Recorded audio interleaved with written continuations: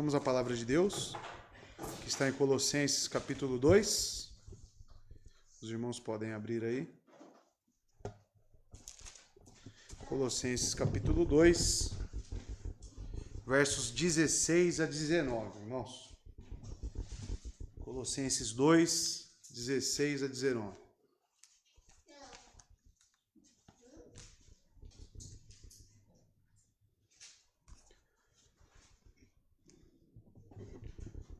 Deixei aberto aqui porque o Israel pode ouvir ali, né? Ele está na portaria hoje.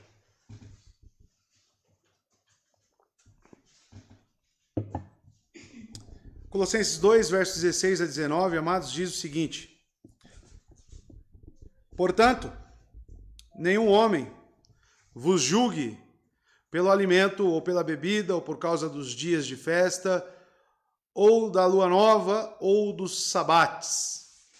17, que são sombra das coisas futuras, mas o corpo é de Cristo. 18, que nenhum homem vos engane de sua recompensa com uma falsa humildade e de adoração de anjos, intrometendo-se em coisas que ele não viu, em vão inflado por sua mente carnal. Verso 19, e não ligado à cabeça. Repito, e não ligado à cabeça, da qual todo o corpo, tendo alimento ministrado e unido pelas juntas e ligaduras, cresce em aumento de Deus. Amém? Até aqui. Vamos orar mais uma vez. Pai eterno, Santo Deus, peço ao Senhor neste momento o entendimento da sua palavra para todos nós. Entendimento este não apenas cognitivo, intelectual, mas o entendimento, Deus, conforme a sabedoria de Cristo. O entendimento, Senhor Deus, para a aplicação em nossas vidas, para fortalecimento do seu povo, para uma compreensão devida da sua palavra. Esta é luz, Deus, para os nossos pés. Essa, Deus, nos abençoa e nos ensina e nos instrui em toda a verdade. Que o seu Santo Espírito faça isso em nós. Que o Senhor me ajude na comunicação, Deus, na minha miséria, na minha insignificância, nas corrupções da minha carne. Ó Deus, que o seu Santo Espírito prevaleça. Que assim ele me ajude, que assim ele me conduza e abençoe os meus irmãos também, Deus, nessa tarefa espiritual que é entender a sua palavra. Aos perdidos que ouvem essa mensagem, aqueles, Deus, que ainda não entendem ou não conhecem a Cristo, que o Senhor conceda a fé genuína a eles. É o que eu lhe peço em nome de Jesus. Amém. Amados, estamos em Colossenses, uma carta a qual Paulo escreve dentro da prisão, ao qual ele também escreveu outras, como Efésios, Filipenses, Filemão, e ele está aqui a corrigir, a ensinar e a instruir esta igreja. Como sempre venho fazendo essa introdução, sempre ela é necessária para nós. O que está acontecendo nesta igreja, que muito provavelmente Paulo nem conhece esses irmãos visivelmente, mas ele recebe um parecer de Epáfras, que é um presbítero desta igreja, como nós vimos no capítulo 1. Epáfras, aquele que anunciou, aprendeu, ensinou, você pode ver isso no verso 7 do capítulo 1. Epáfras é citado como um presbítero, aquele que ensina a igreja. E ele trouxe a Paulo, que muito provavelmente está preso em Roma, e ele trouxe o parecer desta igreja e os males que tem acometido esta igreja. E esses males não poderiam ser outros senão as heresias, os falsos ensinos, a qual Paulo aqui, como já foi mostrado para nós, no verso 8 do capítulo 2, pregado há pouco tempo, que ele chama de segundo os rudimentos deste mundo, filosofias vãs segundo os rudimentos deste mundo. Ele chama também de sabedoria, conforme o verso 3 do capítulo 2, e o verso 23 ele repetirá isso. Aqui também nós veremos práticas ascéticas, que são práticas de disciplina severa do corpo, tudo com querendo, angariando algum desenvolvimento espiritual, inclusive salvífico. Então, trata-se o corpo de forma severa para que eu seja salvo, para que eu seja mais santo.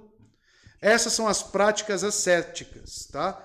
E Paulo recebe, então, este informe de Epáfras. E agora ele combaterá isto, coisa que ele já vem fazendo.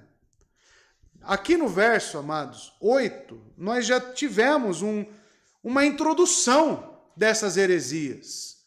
Nós já tivemos aqui na exposição do texto, Paulo citando já ela previamente. Estão lembrados? Verso 8 diz: tende cuidado, disse Paulo, no verso 8 do capítulo 2, para que ninguém vos engane por meio de filosofias e vãs sutilezas, segundo a tradição dos homens, segundo os rudimentos do mundo, e não segundo Cristo.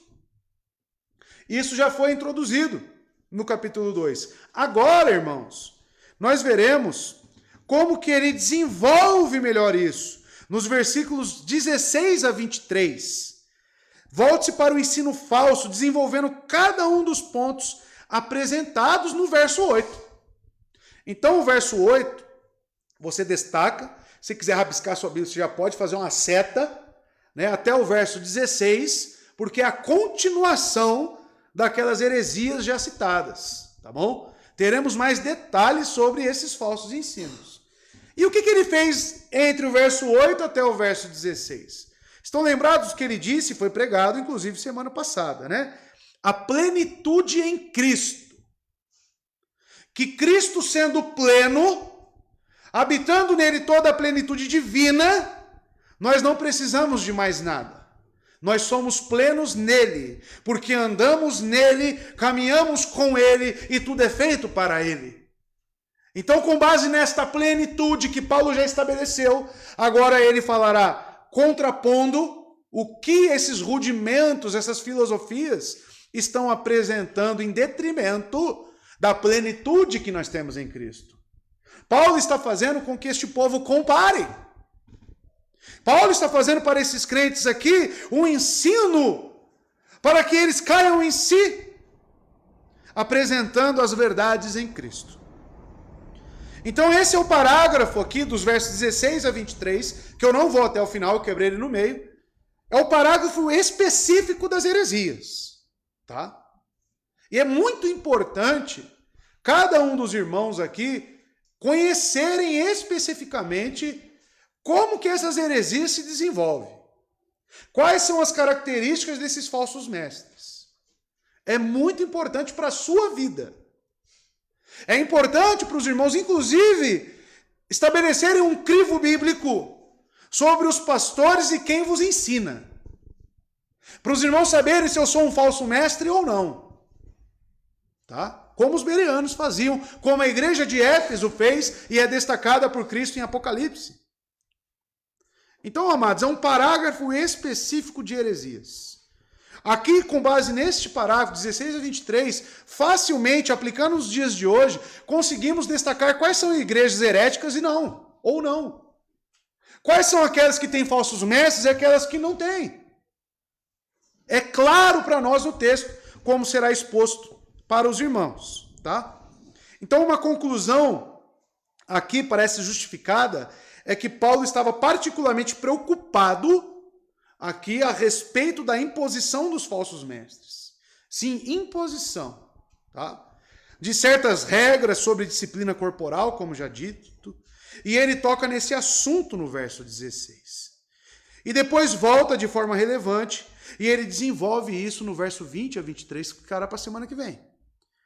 Então, amados, alguns comentaristas, inclusive, eles acham que o fato de Paulo não se dirigir diretamente aos falsos mestres, ele mostra que eles não faziam parte da comunidade cristã. Mas a declaração de Paulo de que os mestres não estão unidos a Cristo, a base para essa afirmação está no verso 19, o último, que eles não estão unidos à cabeça, correto? Ou seja, ele sugere então que tudo que envolve estes falsos mestres, tudo que envolve a eles é um sistema anticristo. E o desafio para nós aqui, ao adentrarmos no texto, é quais são as denominações, os ensinos, os lugares aonde nós devemos correr? Por quê? se assemelhe ao que está escrito aqui. Esse é o grande desafio para nós. Esse é o desafio mental que você tem ao expor, começar a identificar, porque essa será a aplicação de hoje. A aplicação de cuidados e alertas. Tá? Então hoje é um dia para recebermos este alerta da parte de Deus, conforme os ensinos de Paulo. Tá bom? Verso 16, então, iniciamos aqui a exposição. Segundo a João Ferreira de Almeida, segue aí na sua Bíblia, meu irmão. Verso 16. Ninguém, diz o texto, ninguém, pois, vos julgue pelo comer ou pelo beber, ou por causa de dias de festa, ou de lua nova, ou de sábados, né? Assim está na João Ferreira de Almeida. Na minha Bíblia King James diz, portanto, nenhum homem vos julgue, né? Pelo alimento ou pela bebida, ou por causa dos dias de festas, ou da lua, ou dos sabates. Então a primeira palavra que aparece para nós aqui, ó, ninguém, pois, vos julgue, tá?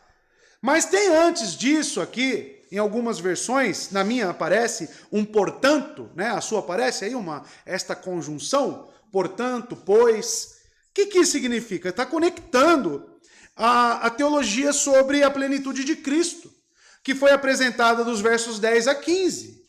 Os irmãos estão lembrados? Do versos 10 a 15, Paulo exaltou aqui a plenitude de Cristo, tá? Então, com base nisso, conectando a este assunto, Paulo segue com a sua exortação, para que esses crentes, para que nós, irmãos, para que nós possamos resistir aos falsos mestres. E nesse versículo, e no seguinte, ele irá expor isto. Como é em Cristo que temos a plenitude espiritual, isso ficou claro para nós? Diz Paulo, não deixemos ninguém nos impor um programa de desenvolvimento espiritual.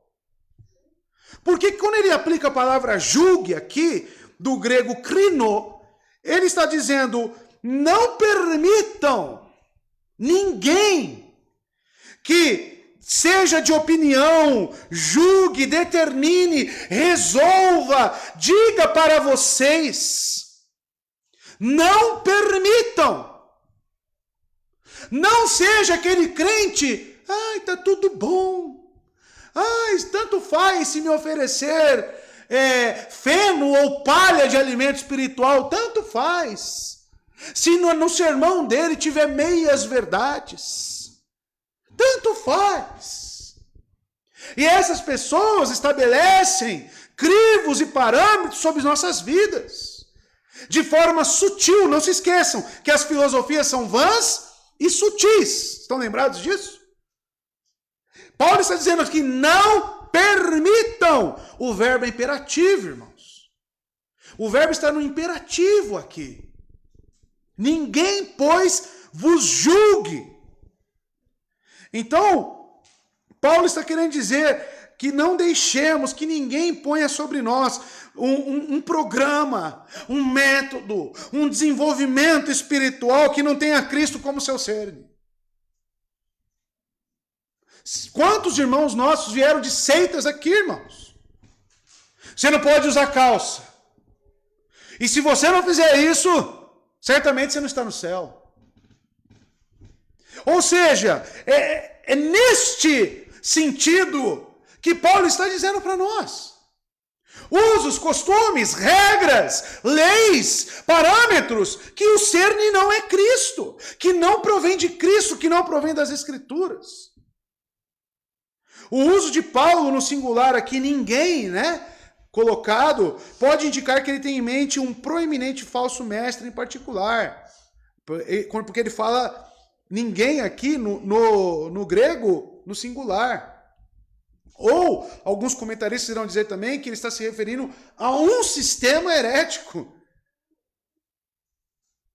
Então, amados, não julgue, não permita que ninguém estabeleça isto. Pode ter uma conotação neutra, Ele julgou que era hora de ir, por exemplo. Ou negativa, ele julgou por sua falta de conduta. Ou falsa conduta. A palavra aqui é claramente negativa, irmãos. o último paralelo, em particular, poderia sugerir que Paulo quer dizer não só que os falsos mestres estavam criticando os cristãos colossenses. O que eu quero que os irmãos entendam é que esses falsos mestres, eles estavam estabelecendo critérios sobre as pessoas. Eles estavam estabelecendo ditos sobre o que fazer e o que não fazer. Isso é certo e isso não é certo. E, amados, de certa forma, eram críticas que eles estavam oferecendo aos cristãos colossenses. Mas estavam pronunciando o julgamento de Deus sobre eles. Ou seja, não eram só não faça isso, não faça aquilo. Por detrás deste arbítrio aqui deles, julgando, estabelecendo, eles estavam falando o seguinte: se vocês não fizerem isso, vocês vão para o inferno. Vocês não são de Deus. Vocês conhecem lugares que faz isso? Quantos? Hoje em dia? Quantos? Você veio de um lugar assim? O texto é claro, nós vamos chegar até o final, é um sistema anticristo. Anticristo. Perceba, irmãos, essa última ideia encontra apoio aqui, amados, muito semelhante com as palavras de Paulo em Romanos capítulo 14, a qual entra este assunto entre judeus e gentios, sobre as práticas, o que fazer, o que não fazer.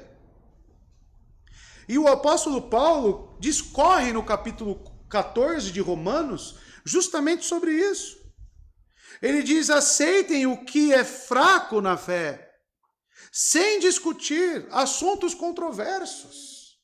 Olha a diferença de como Paulo administra essas diferenças. Um crê que pode comer tudo, já o outro, cuja fé é fraca, come apenas alimentos vegetais. Porque nós estamos numa época em que os cristãos, inclusive judeus prosélitos para o cristianismo, eles ainda tinham muita dificuldade em comer, por exemplo, uma carne de porco. E era natural que isso acontecesse. O problema era esse judeu começar a falar que quem tivesse determinado hábito ia para o inferno. Então, eles se tornando juízes sobre as pessoas.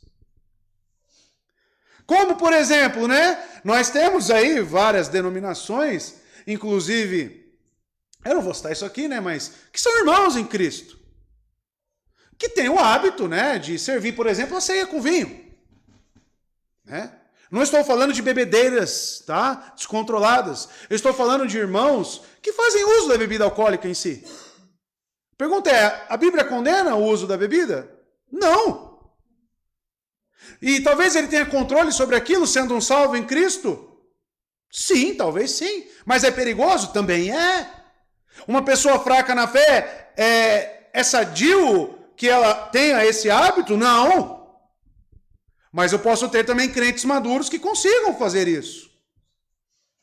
Mas um não pode estabelecer um crivo contra o outro. O mais fraco não pode falar, você vai para o inferno que está fazendo isso. E nem o mais forte, a mesma coisa, vocês estão entendendo? Paulo, em Romanos 14, que eu estou citando isso. Olha como Paulo, ele é totalmente temeroso a Deus. De como resolver essas questões controversas.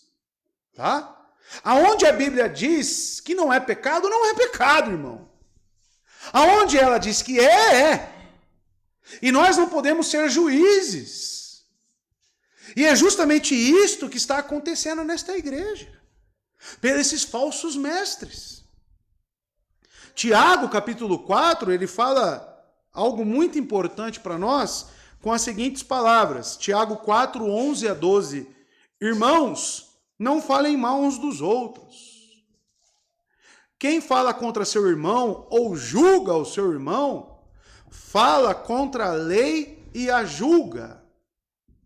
Porque quem tem a função de estabelecer sobre nós este julgamento? O que Deus já criou para que nós tenhamos as nossas consciências acusadas? A própria lei de Deus. E quando eu tomo o lugar dela em querer ficar acusando e estabelecendo parâmetros, eu estou sendo a lei. E Tiago continua dizendo justamente sobre isso. Quando você julga a lei, não a está cumprindo, mas está se colocando como juiz. Há apenas um legislador e juiz, aquele que pode salvar e destruir. E ele pergunta, mas quem é você para julgar o seu próximo? Cristo, nesse sentido, fala, tire primeiro a trave do seu olho, para que você possa falar de alguém. Significa que eu não posso estabelecer juízo em determinados casos onde a igreja assim solicita? Por exemplo, num caso de disciplina eclesiástica, claro que eu devo, mas não é sobre isso que está sendo tratado aqui. Eu estou falando de condições, irmãos. Estou falando de condições aonde eu estabeleço um juízo onde nem mesmo a palavra estabelece. E se julgarmos, a nossa justiça tem que ser, o nosso julgamento tem que ser conforme a reta justiça. Tá? E certamente este que Tiago tem aqui em mãos, esse tipo de julgamento, não é este conforme a reta justiça. Tá? Então tenhamos cuidado quanto a isso e maturidade, que é justamente o que Paulo está falando a esta igreja. Tá? Então, ele diz, olhando para esses falsos mestres, não permitam que ninguém estabeleça esse juízo sobre vocês. Não permitam isso. E ele começa a citar. Pelo quê? Qual era o tipo de juízo? Vamos lá. Vamos ver se isso segue a reta justiça. Pelo comer ou pelo beber. Primeira coisa. Ou seja, eles estavam estabelecendo critérios sobre alimentos e bebidas. Esses tópicos também são os que dividem os fortes e os fracos lá em Romanos 14. Correto? O que envolve o problema lá é justamente comida e bebida. Lembrando que os judeus eles tinham os votos de Nazireu. Estão lembrados? Que eles não faziam uso algum de bebida. Né? E alguns deles traziam isso para dentro da religião deles. Né? E eles queriam, muitos judeus ali, principalmente os fariseus, queriam impor isso sobre as pessoas. E isso é uma reta justiça? Paulo, então, ele cita aqui que esses falsos mestres em Colosso estavam agindo desta forma. Em ambas as passagens, tanto em Romanos 14 como aqui, porque é o que nós podemos fazer um paralelo, há considerável debate sobre a fonte dessas regulamentações. Embora Paulo não diga diretamente a menção às regras, como não manuseie, não prove, né? Lá no verso 20 e 21 que ele vai usar essa palavra, esses termos, deixa claro que os falsos mestres defendiam a abstinência de alguns tipos de alimentos e bebidas. Tá? Então eles defendiam isso. Não, isso pode, isso não pode. Tá? Isso deve, isso não deve. Estabelecendo proibições que eram impostas. No texto não informa sobre exatamente que tipo de alimento. Aqui não é citado carne de tal animal, bebida tal. É muito genérico para nós. Mas não nos importa, porque o cerne da questão é as imposições de regras. Quanto a assuntos que não são determinantes para nada. Então veja, irmãos. Não informa para nós que tipo de bebidas e alimentos são. Mas em Romanos 14, 15, os fracos evitam carne, lá é mais específico. 14, 2. E talvez também vinho, porque ele fala no 14, 21. A lei do Antigo Testamento, é claro, proíbe a ingestão de certos alimentos considerados impuros. Né? Nós lemos Levíticos, quantos nós vimos lá? Né? De alimentos impuros. Mas não proíbe, em geral, qualquer tipo de bebida. Tá?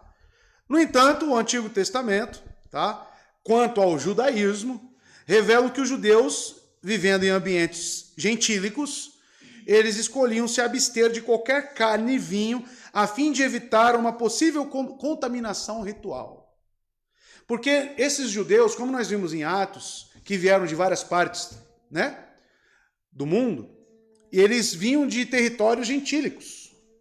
E os gentios, predominantemente pagãos, eles misturavam o uso de bebidas e o uso de comidas com rituais a outros deuses, tá?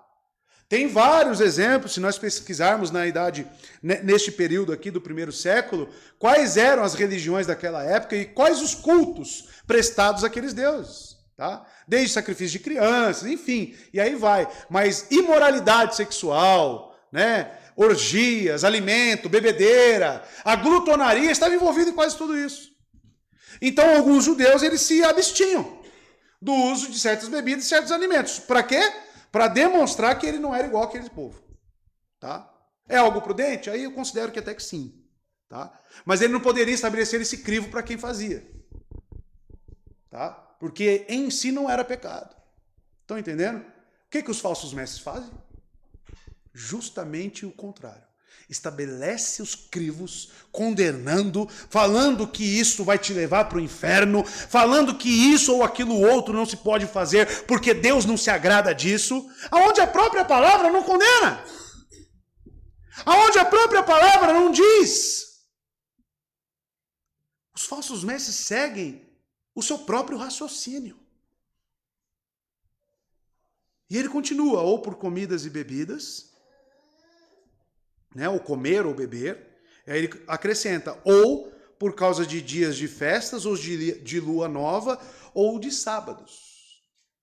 Muito provavelmente, muitos teólogos irão nessa linha, é que o que está ocorrendo aqui são práticas do judaísmo, que estão querendo ser impostas sobre esses homens, esses crentes.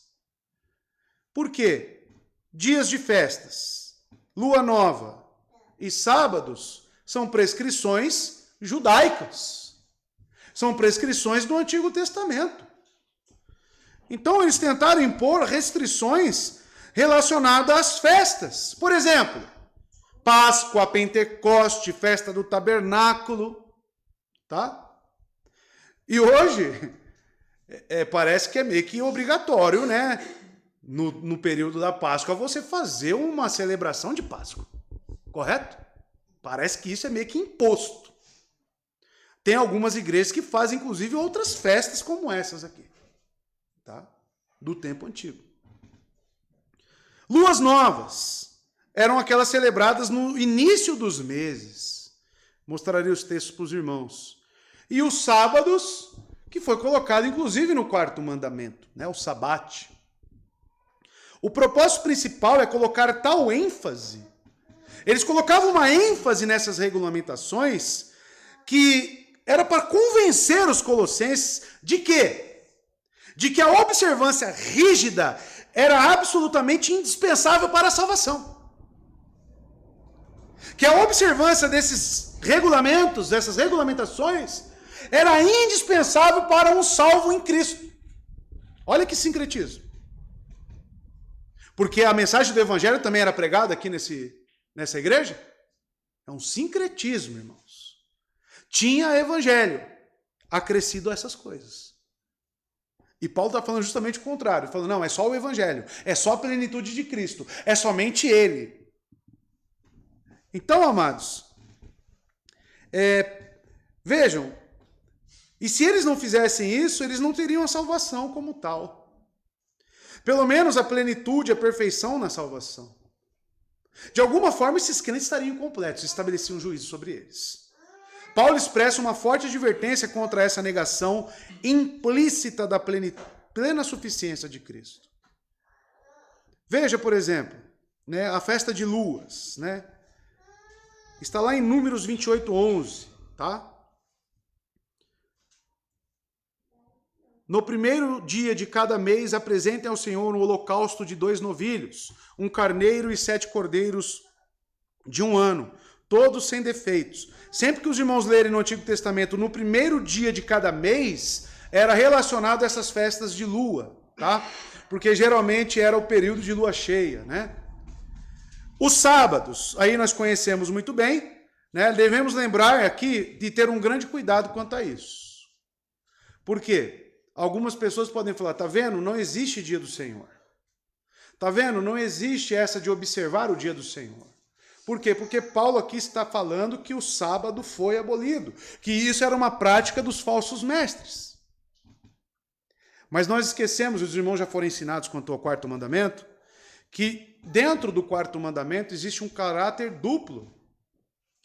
O quarto mandamento ele tem um caráter cerimonial, e tudo que é feito cerimonialmente na antiga aliança, ele era um mandamento ou uma ordem positiva. Os irmãos estão lembrando das leis positivas? As leis positivas elas podem ser revogadas, elas podem ser anuladas, tá? Ou seja, tem o seu caráter temporal. Porém, o quarto mandamento, desde o Éden, foi colocado como algo moral, que é o segundo aspecto do sabate cristão. E o caráter moral é perpétuo, como honrar pai e mãe. As duas tábuas da lei é o caráter moral de Deus. Aquilo é o resumo do caráter moral de Deus. Então, que tipo de sábado Paulo aqui está negando a existência? Pensei que eu vi uma só resposta. Amados, o cerimonial, irmãos. A ordem positiva é quanto à lei cerimonial, irmãos. Já o caráter moral, que é o quê? Um tempo exclusivo para adoração. Um tempo que é um sinal entre o povo de Deus e ele. Este é o caráter moral, que é o que nós vemos em Ezequiel 20:12.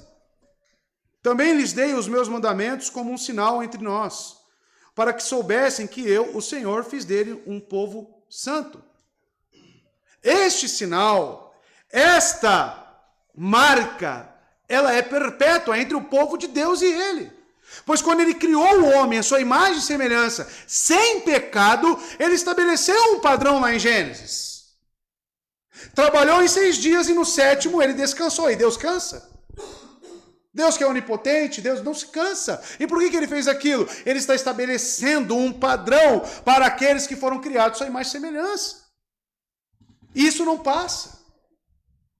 Então este caráter é perpétuo. Agora, o cerimonial de um dia específico, esse passou de ter o seu cumprimento em Cristo.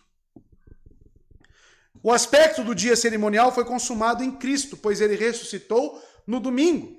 E os cristãos, assim, têm não guardado mais o sábado, porque vê que cerimonialmente, conforme a antiga aliança, aquilo se cumpriu, e tem então, desde o Novo Testamento, primeiro século, guardado o domingo, o primeiro dia da semana. E mais vale destacar que nunca, que fique bem claro isso. Os irmãos estão prestando atenção aqui em mim? Os irmãos estão entendendo a mensagem? Os irmãos estão atentos? Tá? Porque depois se perguntarem, por que você guarda o dia do Senhor? Você não vai saber explicar, irmão. Aí você vai ficar gaguejando. Por que tem dia, sendo que aqui em Colossenses? Aí você vai ter que pegar esse texto aqui, que vão usar contra você, e você não vai saber explicar, irmão. Como um batista reformado. Então você precisa prestar atenção. Você precisa compreender o que está sendo colocado aqui. E o que nós devemos destacar, e eu destaco para os irmãos, é que nós nunca observamos este dia como meios salvíficos. Nós nunca estabelecemos a guarda do primeiro dia da semana como critério para a salvação. Porque isso feriria a justificação somente pela fé. Mas é por isso que deixa de ser um sinal entre o povo de Deus e ele? Não. Estão entendendo, irmãos? Então o sábado que Paulo condena aqui é qual? Cerimonial. O cerimonial. Tá? Que os falsos mestres estão utilizando como? Meios salvíficos. Meios cruciais para que seja ou aperfeiçoado ou até mesmo salvo. Então, nunca se esqueça, irmãos, dos mandamentos positivos, tá? Circuncisão é algo moral ou é cerimonial? Cerimonial. Teve o seu fim? Sim, porque qual a verdadeira circuncisão no Pacto da Graça? De coração, tá? Então esses são os aspectos positivos da lei. O Antigo Testamento emprega de forma simultânea as expressões sábados, festas da lua nova e festas fixas. Vocês constantemente irão ver esses 3 termos juntos. Por quê? Porque eram aqueles que deveriam ser observados. Em Isaías, capítulo 1, Né? Se o irmão ler do versos 10 a 15, mas eu destaquei só o verso 13 de Isaías, nós temos essa festa de luas e sábados, tá? Citados juntos. Porém, olha a forma como Deus se dirige à observância dos judeus quanto a essas prescrições. Parem de trazer ofertas inúteis. Inclusive, o sistema sacrificial do Antigo Testamento foi ordenado por Deus. Mas quando ele olha para a prática desses judeus, ele fala: parem de trazer ofertas inúteis. Por que inúteis? Porque quando essas ofertas não eram acompanhadas da fé, eram inúteis. Porque Deus nunca teve prazer em sacrifícios e ofertas, mas sim um coração disposto a obedecê-lo. O incenso de vocês é repugnante para mim. Luas novas, sábados e reuniões. Não consigo suportar as suas assembleias cheias de iniquidade. Não era acompanhado essas festas, essas prescrições do que realmente interessava a fé em Cristo Jesus.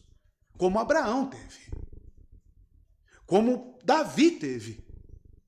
Então, amados, o que interessa para nós aqui é os falsos mestres querendo fazer uso de algo que nunca teve lugar ou finalidade para a aplicação que eles estão dando quanto a isso. E o verso 17 vai nos complementar. E aqui é muito importante para mim e para você. Aqui está a diferença entre a nova aliança para a antiga aliança, que são sombras das coisas vindouras. Anote isso. São sombras das coisas vindouras. O quê? Ah, Cristo é a sombra das coisas vindouras? O que ele está falando? O que é que são sombras das coisas vindouras? Dias de lua nova, sábados, festas, comidas, bebidas, sacrifícios, leis positivas. Essas são as sombras que Paulo agora diz aqui no verso 17. Irmãos, 17 vem em conjunto, tá? Com o verso 16. Paulo está na mesma linha de raciocínio. Paulo está falando sobre a mesma coisa, tá? Mas, faz um círculo aí nesse mas. Por que esse mas aí? Contraste. O corpo é de Cristo. Opa, então no verso 17 nós temos duas coisas distintas. Sombras e corpo. Ou seja, coisas que eram faladas, porém não eram substanciais. Entenda esse termo substanciais? Porque o corpo veio e o corpo é substancial. Amados, quando ele fala aqui o apóstolo Paulo, mostra que desde Cristo, que veio e cancelou essas leis cerimoniais, então não se deve mais guardá-las. E ele está dizendo: ninguém imponha essas coisas a vocês, porque Deus não as impôs. Se Deus os libertou, não tornem a meter-se debaixo do jugo da servidão. É isso, e isso porque essas coisas eram sombras de coisas futuras. A galeria dos heróis da fé, esses morreram sem receber o quê? O corpo. Tá? Por que Cristo fala que João Batista é o maior de todos aqueles que nasceram de mulher? Porque ele foi o último profeta.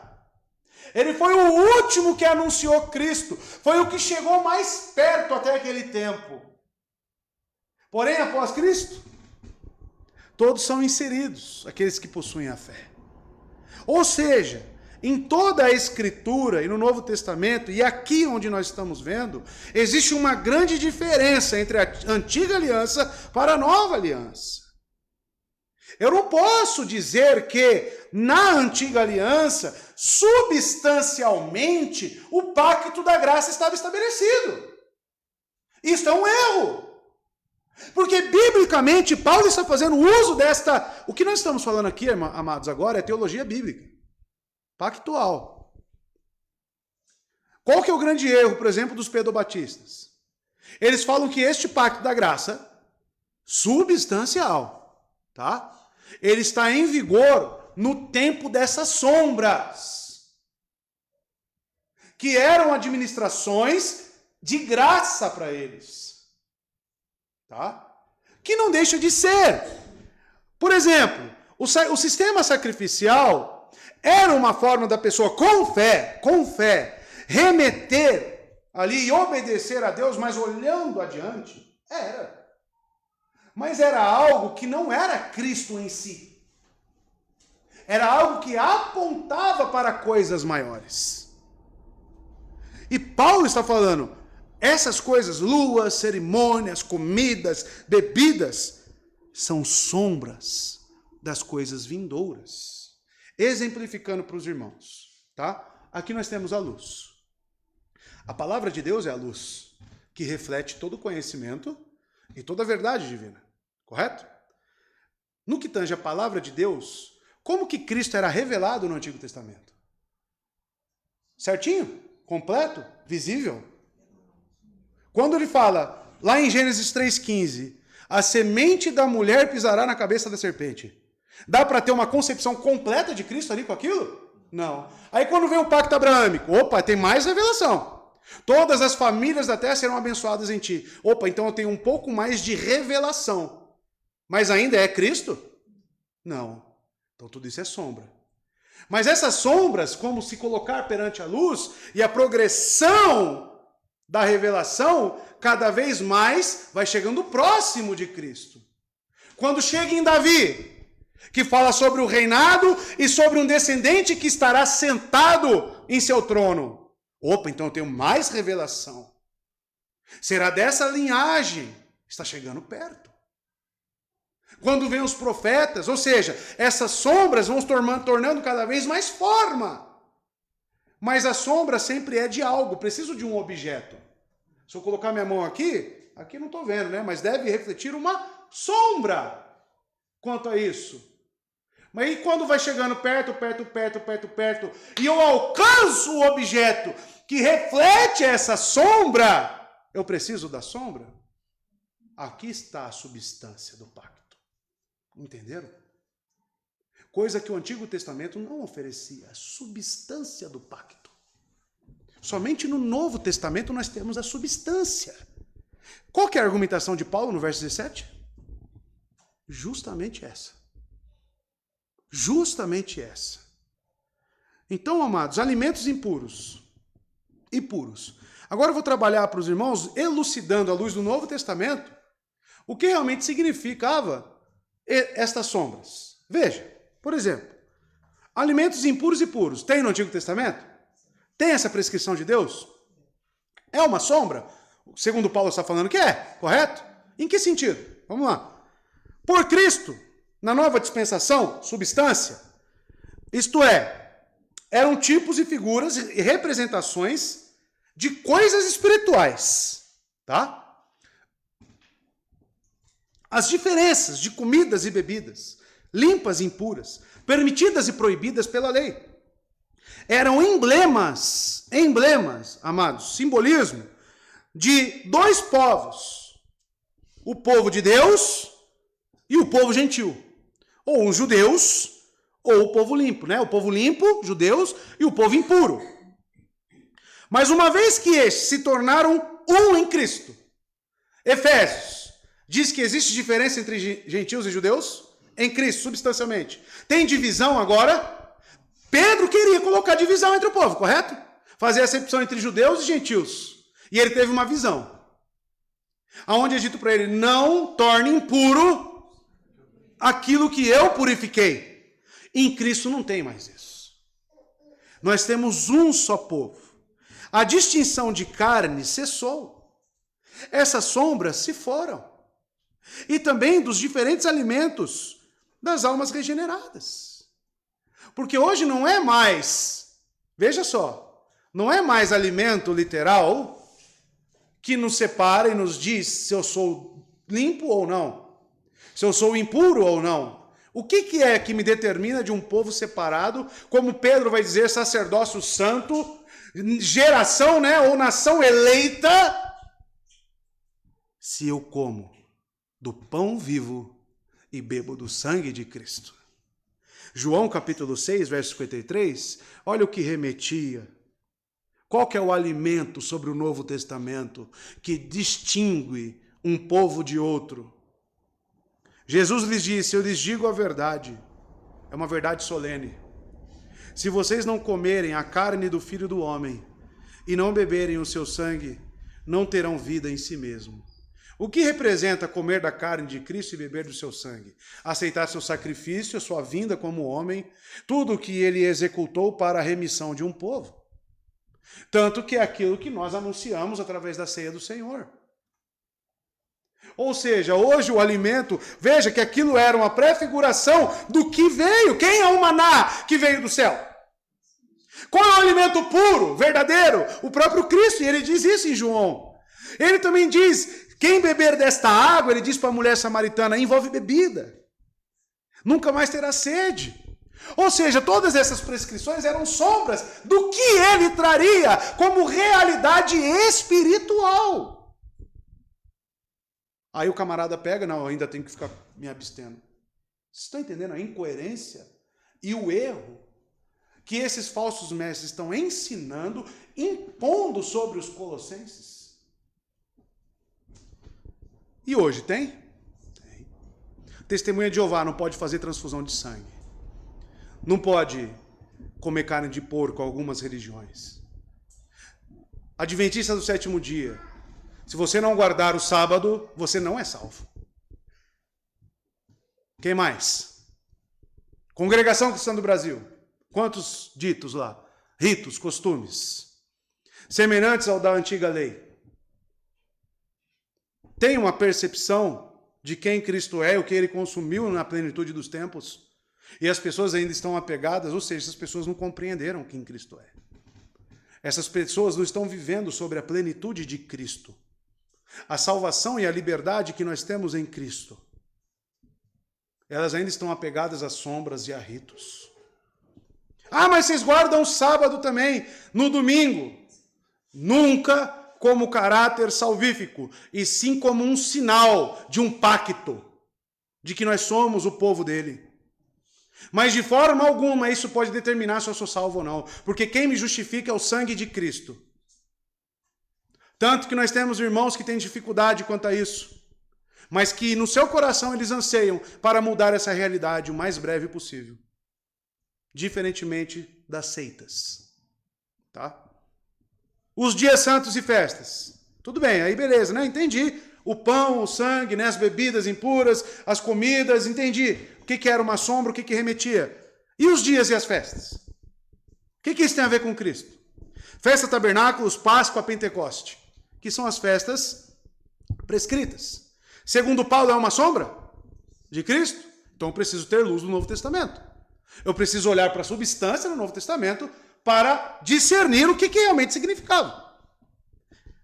Amados, a festa dos tabernáculos, primeiramente, embora fosse em memória dos israelitas, que moravam em tendas e barracas, porque como é que era a festa dos tabernáculos, irmãos? Eles começavam a acampar em volta do templo, com barracas. Né? Eles acendiam lá tochas lá, então eles meio que remetia a tudo que eles passaram, os pais, os patriarcas, no deserto. Essa era a festa de tabernáculo. Tá? E também era uma representação do povo de Deus habitando em casas terrenas, de seus tabernáculos aqui na terra. E particularmente também remetia à habitação de Cristo. Porque, amados, Cristo, ele tabernaculou conosco. Aquela forma transitória de habitação remetia à forma transitória da forma humilhada de Cristo na terra. Então a festa dos tabernáculos, somente a tabernáculos, nos remetendo aqui, nos remete a este corpo de Cristo, a qual ele tomou para si, e de forma temporária habitou aqui nesta terra, a qual ele ascendeu aos céus e está com Deus agora. No tabernáculo, feito não por mão de homens, mas sim pelo próprio Deus, ao qual é o arquiteto. Aquele a qual Abraão, em Hebreus 11, fala que ele olhou para este lugar. Estão entendendo? Então as festas dos tabernáculos apontavam para esse caráter tabernacular de Cristo aqui conosco. 1 Pedro 2,11 também nos remete ao que nós somos aqui. Porque nós somos temporários aqui, transitórios também? Assim como Cristo? Sim. 1 Pedro 2,11 diz: amados, insisto que, como estrangeiros e peregrinos no mundo, vocês se abstenham dos desejos carnais que guerreiam contra a alma. Ou seja, aquilo que Cristo passou, porque se nós morremos com Ele e ressuscitamos com Ele, ressuscitamos para uma nova vida. E que vida é essa? Para uma vida que anda em conformidade com Cristo. Então, se Ele tabernaculou de forma transitória, nos mostrando que os valores deste mundo, que as coisas daqui são perecíveis, e eu não sou daqui, eu tenho uma pátria realmente fixa e eterna, opa, eu tabernaculei também juntamente com Cristo. Isso que a festa dos tabernáculos presencia para nós. E a Páscoa? A Páscoa é a comemoração da libertação dos israelitas do Egito. Isso é Páscoa. Isso é Páscoa. Tá? E da passagem de Deus sobre as casas quando feriu os primogênitos. Tá? Êxodo. Nossa Páscoa sacrificada, amados, foi mantida por Moisés na fé dele. Hebreus 11, 28. Onde diz que Moisés preferiu o deserto, a aflição, que era comparada de quem? Com a de Cristo, e não quis os palácios e as riquezas. Isso está em Hebreus 11, nós já vimos isso. Há uma semelhança muito grande, em muitos detalhes, entre Cristo e, por exemplo, o Cordeiro Pascual, que tinha que ser como? Sem defeito. Tinha que pegar o sangue dele, passar nos umbrais, lá na Páscoa? Tinha. Para o quê? Que a morte não viesse sobre eles. Opa, ressurreição. A Páscoa judaica, lá de Êxodo, reflete inteiramente para Cristo, como sombra. Não significa que nós temos que comemorar Páscoa judaica. Por isso que não significa que temos que seguir um calendário católico romano. Porque nós entendemos a Bíblia como um todo e entendemos que muitas das coisas foram sombras. E aí sobra Pentecoste. E aí eu não preciso nem falar que vocês estão vendo o que aconteceu em Pentecoste no Novo Testamento. Obrigado, Maurício. Obrigado, Maurício. Tá? Derramamento do Espírito Santo. Então apontava para alguma coisa? Com certeza, né? Atos capítulo 2. Primeira Páscoa, né? 1 Coríntios 5, 7. Veja. Livrem-se do fermento velho, para que sejam massa nova e sem fermento. O pão da Páscoa tinha que ser? Sem fermento. Cristo nos chama para uma vida em? Fermento é símbolo do quê? Pecado. Estão entendendo? Para as coisas que apontavam o Antigo Testamento. Aí você pergunta para mim, pastor, os judeus sabiam de tudo isso? A revelação estava encaminhando de forma progressiva. Uma coisa é certa, o objeto da fé deles era um só. Mas eles tinham uma compreensão completa de tudo isso? Com certeza não. E nós? Nós temos um cânon fechado das Escrituras. Nós podemos pegar essa luz substancial e jogar sobre todas as sombras agora do Antigo Testamento e discerni-las. Entendê-las, como estamos fazendo aqui agora. Como lá realmente são. Pois Cristo, nosso Cordeiro, lá, Pascal, foi sacrificado. Por que Cordeiro Pascal? Porque a sombra falava sobre ele. O Cordeiro Pascal era ele. Entendem? E Pentecoste, Atos 2, verso 1. O derramar do Espírito Santo. Chegando o dia de Pentecoste. Estava todos reunidos em um só lugar. Quando veio? O Espírito Santo sobre os apóstolos e posteriormente sobre todos aqueles que creem em Cristo. Era uma sombra das primícias do Espírito Santo. Porque Pentecoste é a festa das primícias, festa da colheita, onde o povo judeu naquele tempo tirava ali da sua colheita as primícias e levava. Cristo, quando ascende aos céus, qual que é a primícia que ele nos manda? O Espírito Santo. Então Pentecoste prefigurava este envio. que somado progressivamente com as profecias de Joel, a qual o próprio Pedro aplica na pregação de Atos, é o exato cumprimento. Tá? Então eu tenho que ficar comemorando o Pentecoste hoje? A comemoração é ter o próprio Espírito Santo dentro de mim. A minha Páscoa, qual que é a minha Páscoa? O próprio Cordeiro que já foi morto, e eu celebro na ceia do Senhor. Então entenderam, irmãos? Sombras. E o que os falsos mestres em Colosso estão fazendo? Ó, se você não comemorar Pentecoste, se você não observar tabernáculos, você vai ter muito problema para com Deus, hein? Isso não é o caráter de um crente. Olha o peso colocando sobre as pessoas, um peso que nem Cristo coloca. E lua nova? Talvez esse seja o menos específico como os outros, né? Mas estudando e lendo um pouco, né? A lua em si não tem brilho, correto? Ela não brilha, ela reflete a luz. Né? Por isso que nós vemos ela de noite, geralmente e às vezes de dia. Ou seja, ela é um satélite que reflete algo, correto? Então, quão formosa ela é, que recebe toda a luz, né? E assim como Cristo, o sol brilha, a sua justiça, estando então iluminando a sua igreja sobre a dispensação do Evangelho. Ou seja, irmãos, quando as coisas velhas da lei forem passadas e todas as coisas relacionadas à ordem, ordenanças, disciplinas da igreja, elas se tornaram novas, tá? Então, por que luas novas é uma simbologia difícil de se entender? Porque tem algumas linguagens utilizadas no Novo Testamento que simbolizam a igreja. Por exemplo, Apocalipse 1, verso 20. Relacionam os candelabros ali como algo que ilumina, mas se remetendo à igreja. Tá? Então, alguns teólogos vão por esta linha. Tá? Mas digo, é difícil de se pegar as sombras e definir especificamente o que elas representavam. O nosso pastor, né, pai batista, Benjamin Kitt, tem um livro de 900 e poucas páginas, só explicando quais são as tipologias e quais são os seus cumprimentos. 900 páginas, tá? Infelizmente está em inglês, tá? Mas se você quiser ir lá no Google lá, mas é com você. Apocalipse 1:20.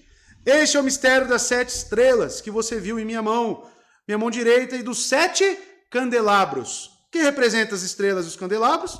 É dito no próprio texto. As 7 estrelas são os anjos das 7 estrelas, ou seja, os ministros. E os 7 candelabros são as 7 igrejas. Né?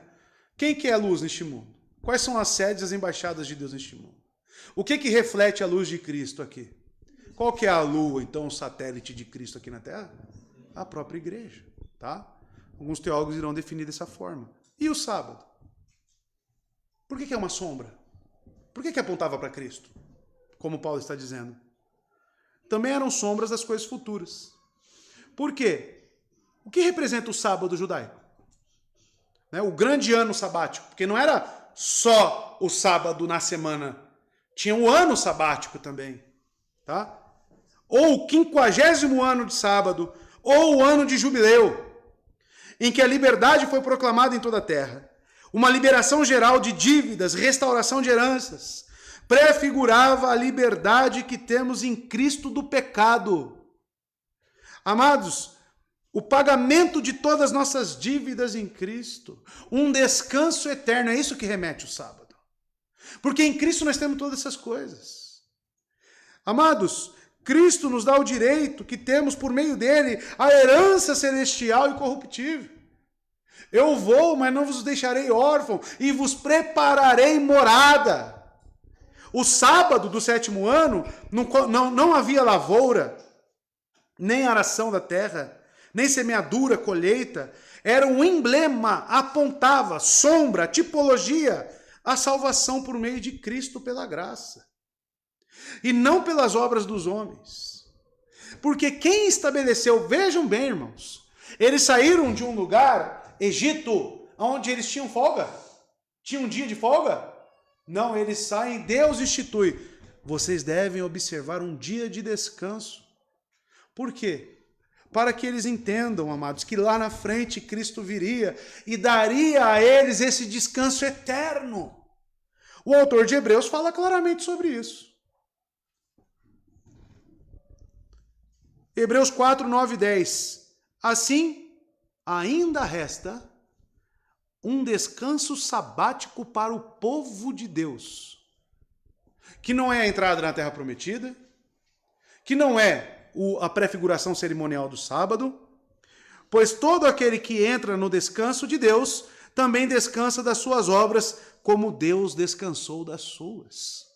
O autor de Hebreus nos remete a um descanso sabático ainda, que nos resta. E está em quem esse descanso? Em Cristo Jesus. É em Cristo que nós somos. Quem é que alivia os nossos fardos?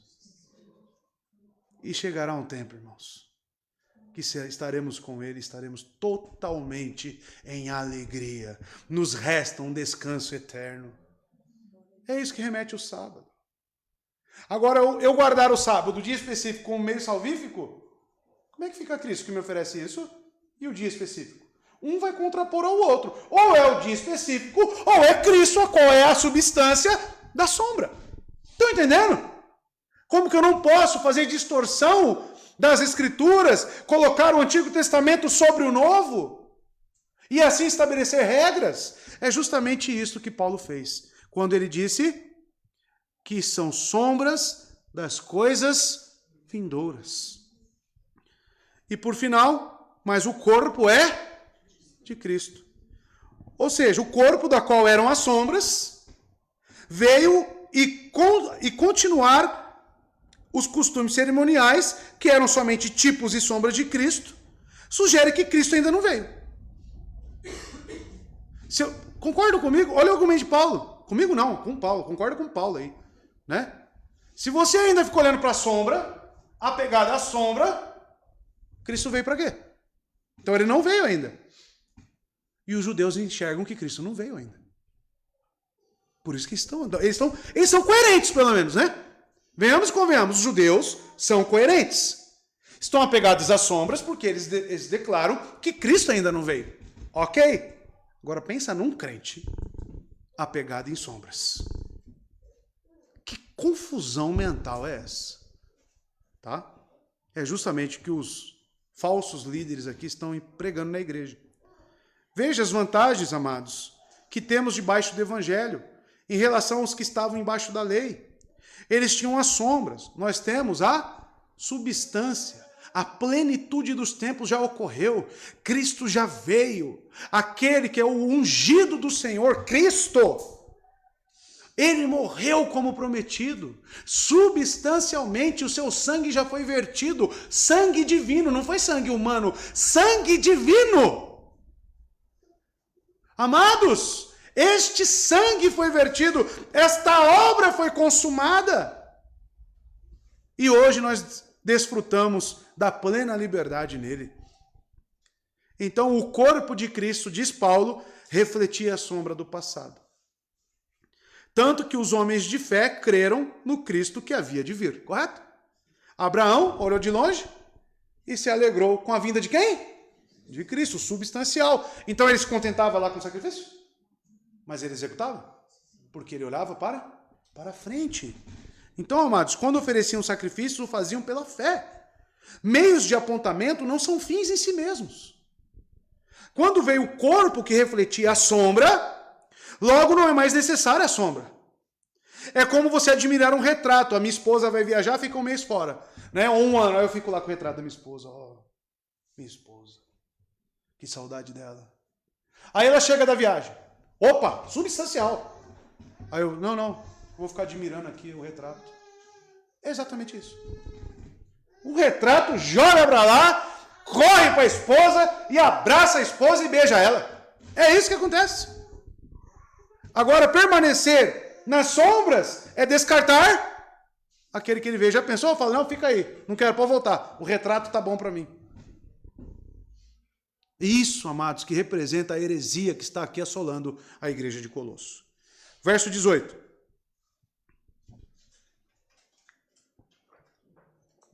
Ninguém atue como árbitro contra vós, afetando humildade ou culto aos anjos, firmando-se em coisas que tenha visto, inchado vãmente pelo seu entendimento carnal.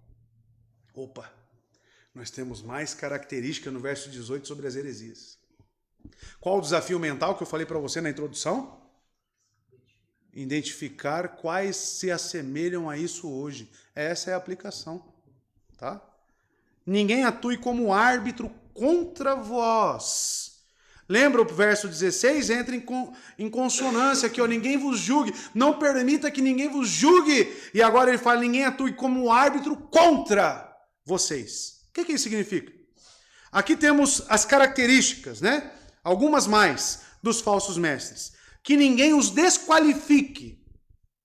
Que nenhum ritualista lhes diga, já que vocês, colossenses, não estão seguindo as minhas regras, regulamentos, então vocês não estão de modo algum na corrida ou competição, tá? Isso é uma alegoria a Jogos Olímpicos, que Paulo faz muito. Árbitro, né? São capazes e indignos. Ou seja, quem estabelecia esse crivo sobre eles? Quem que falava que eles eram desqualificados? Quem estabelecia um arbítrio contra eles? Um julgamento contra eles? Ou seja, eles colocavam ou não colocavam esses rituais como meios salvíficos? Se era um meio para desqualificar eles? É a mesma coisa você chegar para a Natana, que tem dificuldade, trabalha ainda, né? Se Deus quiser, vai abrir uma porta de emprego para ela e falar, Natana, você não é salva. Por quê, pastor? Porque você trabalha no domingo. Já pensou fazer isso? É o que eles fazem. É o que esses falsos mestres fazem. Tem aí por aí fora? Tem um monte. Tem um monte.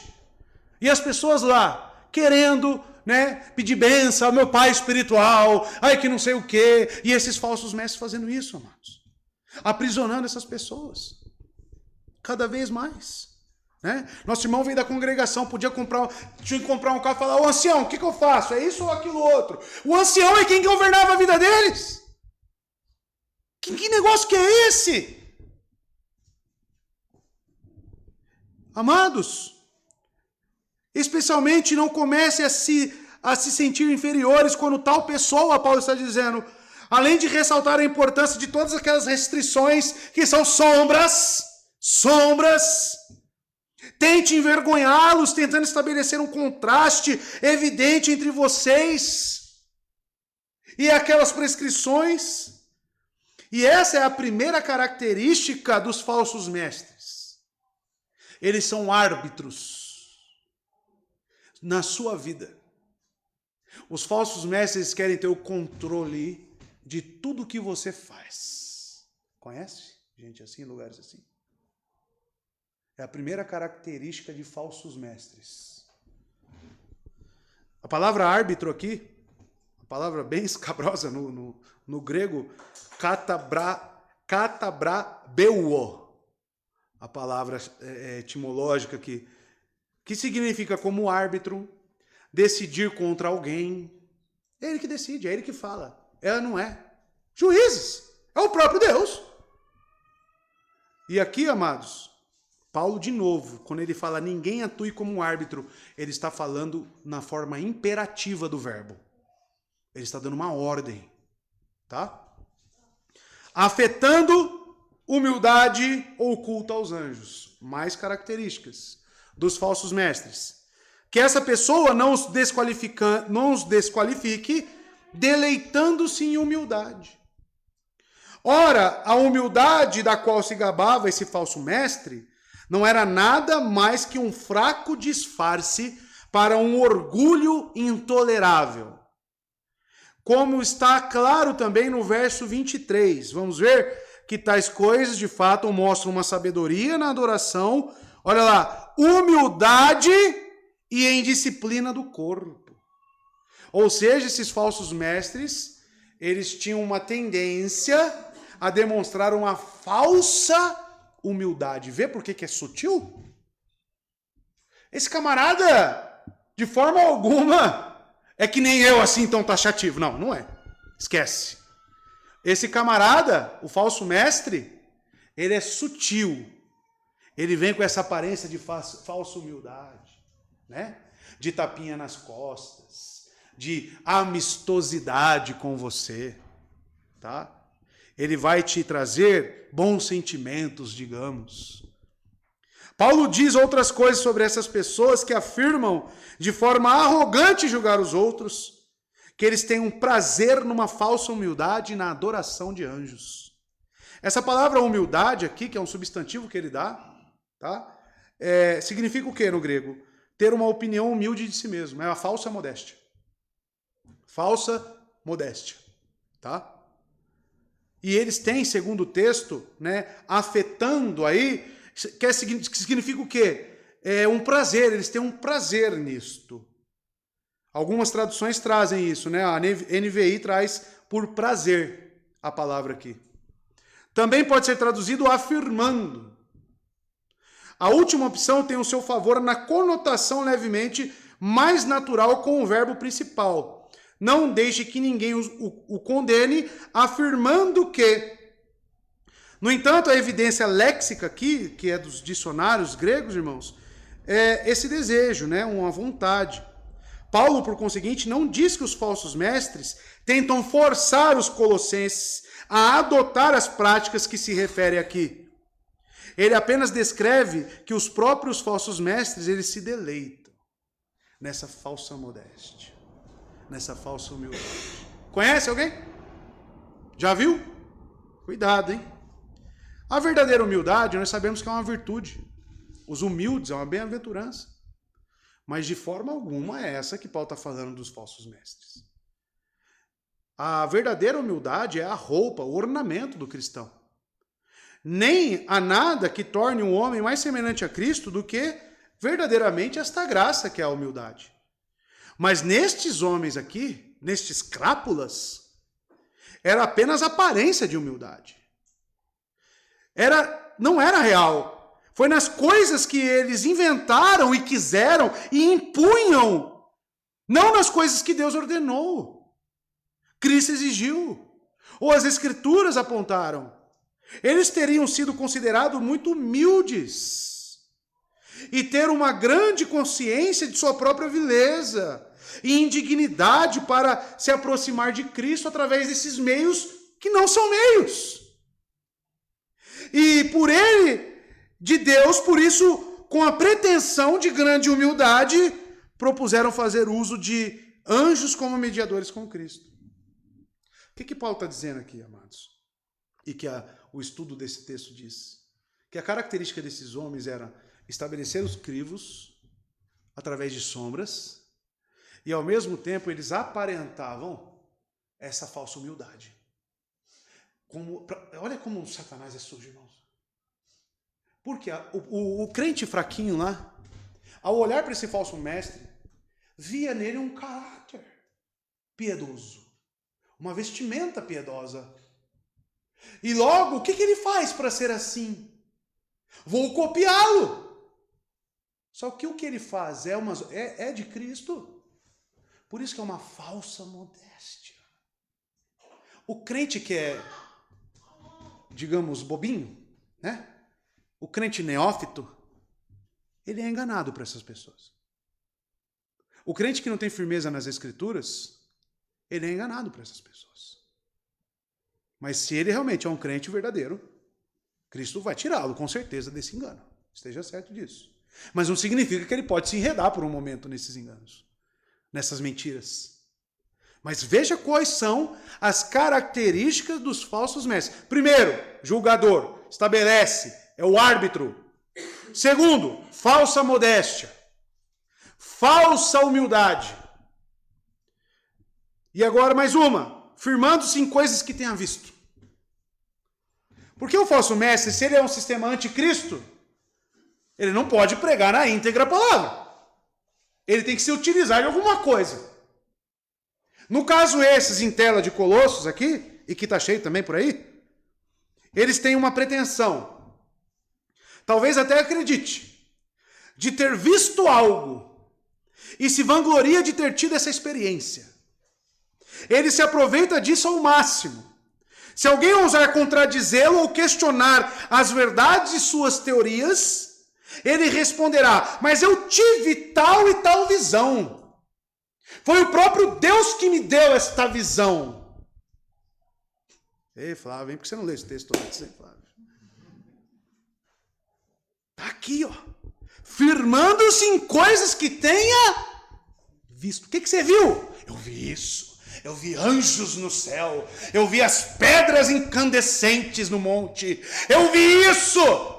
Deus te disse, você vai fazer isso, vai fazer aquilo. Aí se você questiona, você arrumou um problema aí. Você arrumou um problemão. Será que tem hoje em dia?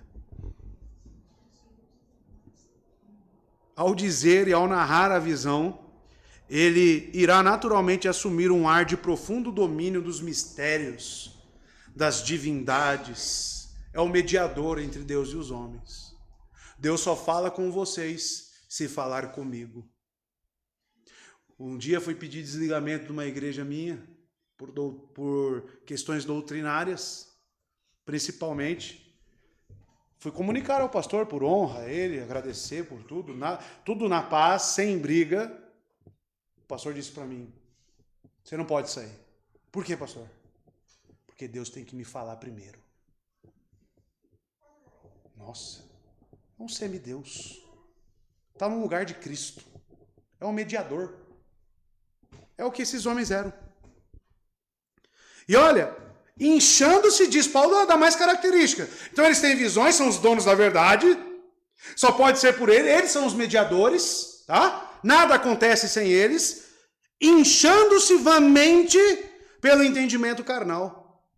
Olha que interessante isso. Da onde surgem as heresias? Só para recapitular, lá em Gálatas capítulo 5, da onde que surgem as heresias? Quem lembra aí? Obras da carne.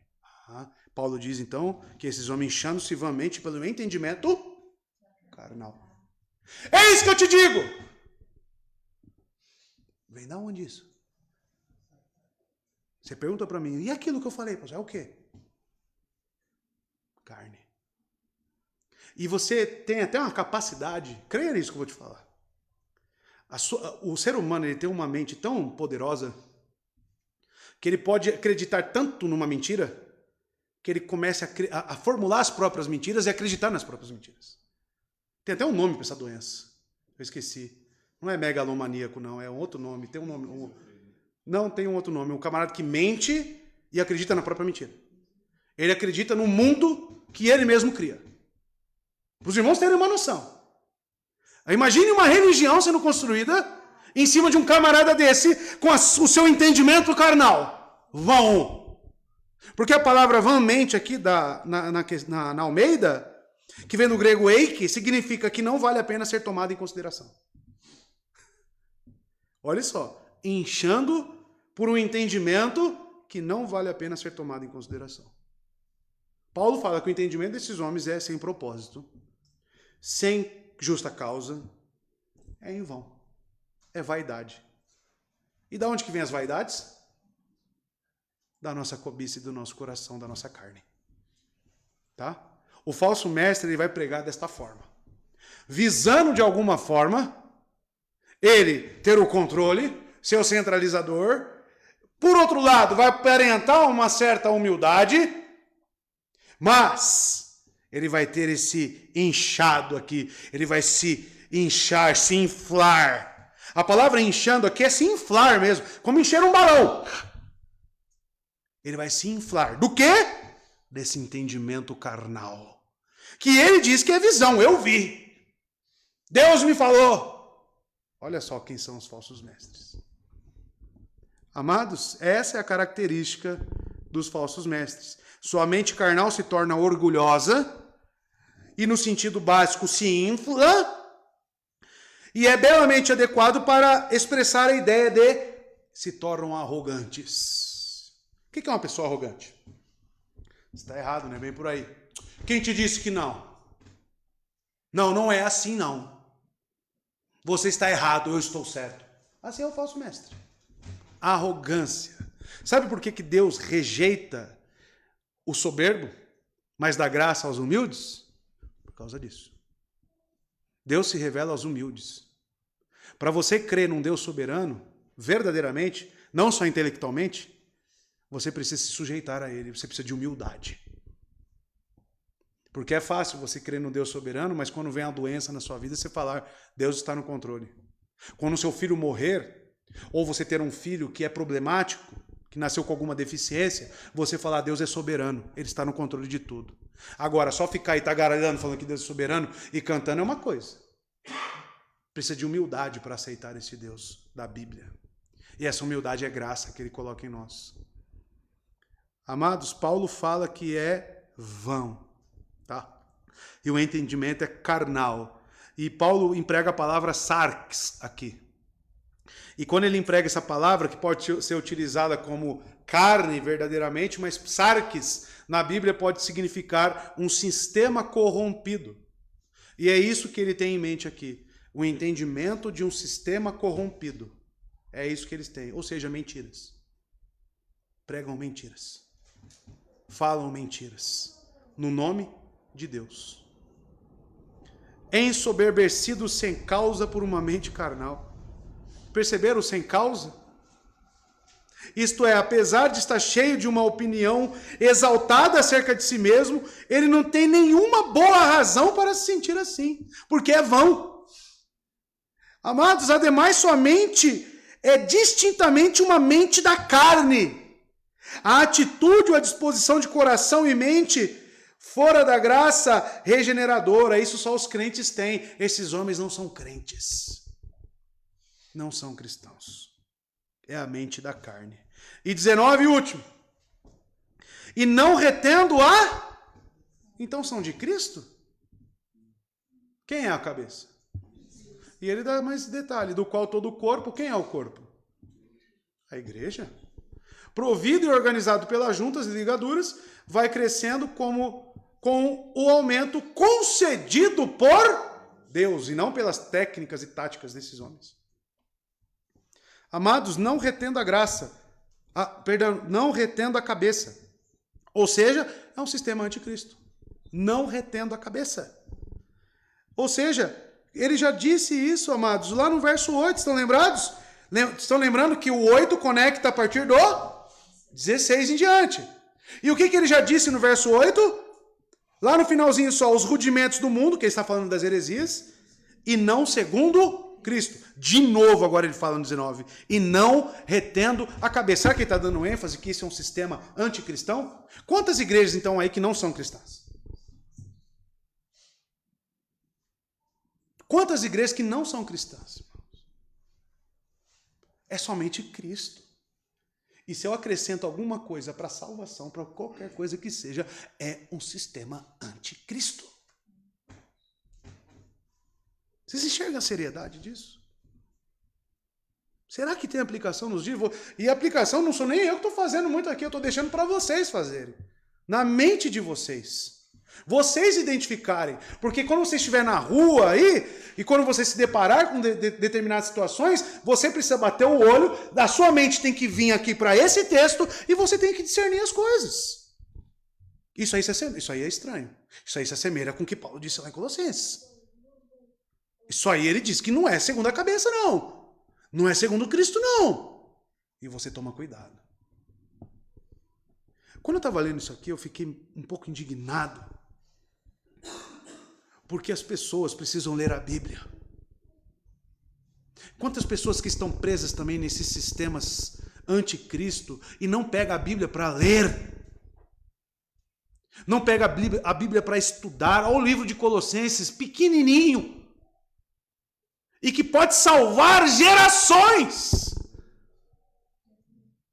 E a pessoa ela com temor a Deus e se debruçar, buscar ao Senhor segundo a sua palavra. E ela vai ver, opa, isso aqui está muito semelhante com o que eu tenho visto e tenho vivido. E aqui está falando Paulo que não é com Cristo, não é Cristo isso, não é ligado à cabeça. Aonde que eu estou? Eu estou numa seita, eu estou num lugar herético, eu preciso sair desse lugar. Eu preciso correr daqui. Se apoia em anjos e em suas visões. Olha o que esses homens se apoiam. Em costumes antigos, sombras, em suas visões, em anjos. Onde que está Cristo aqui na religião desses homens? Onde que está Cristo daqueles caras? Não, só tem eu que falo aqui. Você chegar lá na congregação, abrir a Bíblia, Colossenses começou fazendo com vocês, fala, não, isso aí não é alimento de Deus. Tem que ficar lá, esperar lá 3, 4 horas, até levantar um e falar, Deus falou comigo. Aí a gente é obrigado as pessoas lá a acreditar na visão daquele homem. Isso se assemelha com o quê? E as pessoas gostam daquilo. As pessoas aplaudem. E aonde que está Cristo? Culto da profecia, quantas pessoas vão? Culto doutrinário, não vai ninguém. Não vai ninguém. Igreja reformada. Vai lá em Tocantins, lá na igreja do Salmeron, 9 pessoas numa igreja séria. E ele é um homem que eu conheço, irmãos. Eu leio as coisas que ele escreve, eu conheço aquele homem, um homem piedoso, um homem que conhece as escrituras. 9 pessoas na igreja dele. Agora eu convido você a ir lá em Tocantins e frequenta as igrejas das profetadas lá. E veja quantas pessoas tem na igreja lá. É incrível, porque as pessoas parecem que amam esses falsos profetas. Amam essa falsa humildade, amam essas visões. Do qual todo o corpo provido e organizado pelas juntas e ligaduras. Por que Paulo fala isso? Não retendo a cabeça, e depois ele explica, do qual todo o corpo. Ele explica. Ou seja, não deveria ser necessário defender a proposição de quando o apóstolo, tendo acabado de se referir a Cristo como cabeça, agora ele fale de todo o corpo. Ele está pensando na igreja, que na presente conexão é o único significado possível. Efésios 4, ele utiliza a mesma linguagem. Verso 16, dele todo o corpo, ele utilizou corpo aqui, mesma palavra, ajustado e unido pelo auxílio de todas as juntas, cresce e edifica-se a si mesmo em amor, na medida em que cada parte realiza sua função.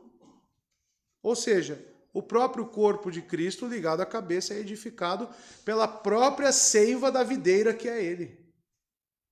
Os próprios crentes, então, através do Espírito Santo, e ele cita aqui unicamente o amor, porque se faltar o amor, vocês estão lendo lá 1 João, vocês leram hoje lá? Se faltar o amor, eu conheço a Deus se eu não amo meu irmão? Não conheço. Então, com base no amor, a igreja é edificada pelo cabeça. Não por visões, não por sombras, não por anjos, por nada. Que esses homens gostavam de se apoiar. A igreja, amados, ela vai crescendo com o aumento concedido por Deus. Então, a mensagem real que o apóstolo está entregando aqui é qual? À luz do contexto, fica claro que a ideia principal é a de que toda igreja deve seu crescimento a Cristo. E o que esses falsos profetas estão falando? Não, para crescer, para ser salvo, tem que seguir isso aqui que a gente faz. A igreja não precisa nem deve procurar qualquer outra fonte de força para vencer o pecado ou crescer em conhecimento, virtude e alegria. Assim como o corpo humano, quando sustentado e ligado apropriadamente por juntas e ligamentos, ele experimenta um crescimento normal. Assim também é a igreja.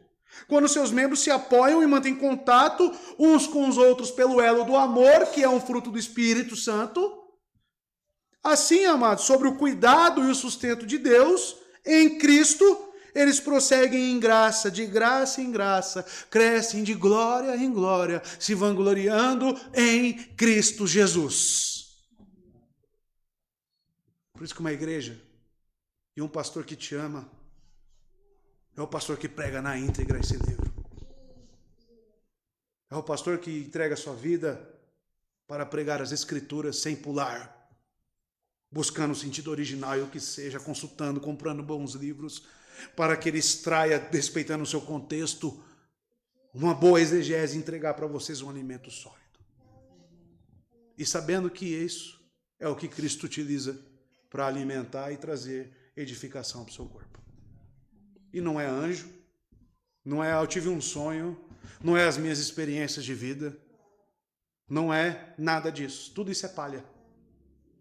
O que nós precisamos reter é a palavra do cabeça, que é Cristo. Que Deus abençoe os irmãos. Vamos orar?